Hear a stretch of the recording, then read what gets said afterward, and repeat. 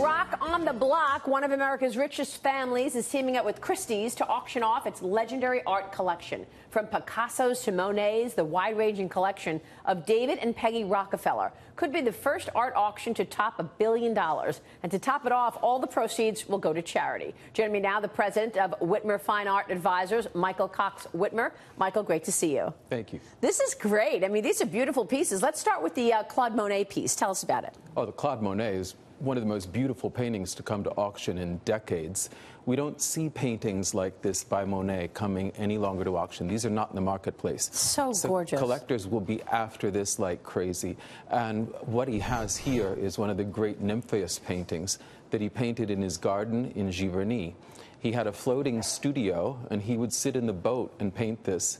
And he had his gardeners in waders in the pond, and he would direct them to clean off the lily pads and arrange them the way he wanted, so that he was thinking of it like an abstract work of art. This is not the only Monet actually up for auction. There are a few Monets, yeah, and each one is outstanding. Tell us more about it in terms of all of this art. You don't really see such an enormous collection at once, typically, right? Or is this is one of the greatest private collections that we'll see come to auction in our lifetimes. He had a great eye. David Rockefeller was the son of John D. Rockefeller Jr. and Abby Aldrich Rockefeller. She was a founder and the principal founder of the Museum of Modern Art in 1929. So he grew up with some terrific works of art. He knew what he was doing. He had great advice all his life, and he bought some of the best of the best. Oh, just so fascinating. Also up for auction is this Paul Signac. Tell us about this, Michael. Signac came on the heels of Impressionism when artists were trying to do something new.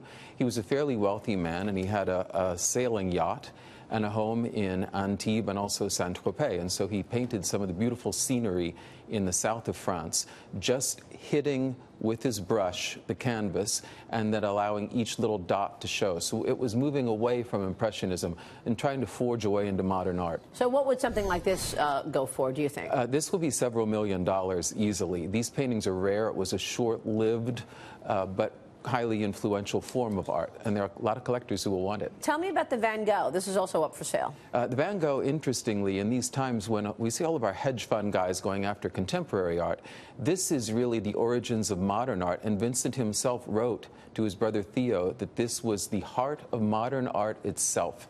He's looking at life around him. He's what he called throwing himself into the paint. He was doing these types of things very slowly.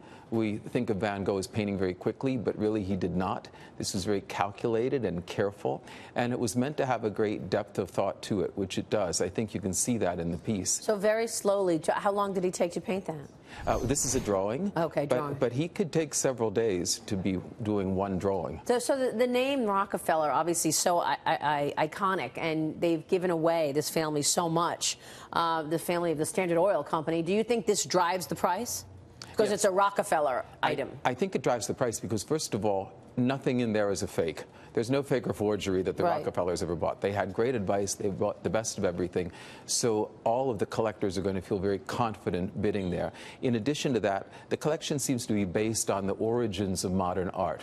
And there's such an interest in modern art today. So this is also going to... What is boosting the market right now, Michael? Because there is such an interest in modern art, pop culture, and the prices have really risen. I mean, in terms of this collecting as an alternative investment, how would these paintings, do in terms of having an alternative investment? Investors are looking very closely at the numbers on this. If I take, for example, the Picasso Lafayette that's in this collection, that was purchased around 1956. At that time, a Blue Period painting would have gone for probably less than $100,000 and perhaps less than $25,000.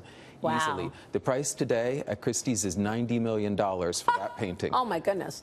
That's amazing. And by the way, this auction is not just paintings, right? You've got objects as well from the Rockefeller estate. The auction will go on for several days. Lots start at $100. Here's some beautiful little cufflinks and all kinds of things. All the proceeds are going to a variety of charities that were designated by David and his wife Peggy. Why did they decide now to put everything at auction? It's an end-of-life sale. He passed away a couple years ago, and this was in his will. It's what he wanted to do. He did not know that the charities would make out so well. Of course, prices skyrocketed in value. Now, it's interesting that you can go as low as $100 on some items. Right. Michael, great to see you. Thank you. Thanks Good so much see for you. bringing this to our attention. Michael Cox Witmer joining us.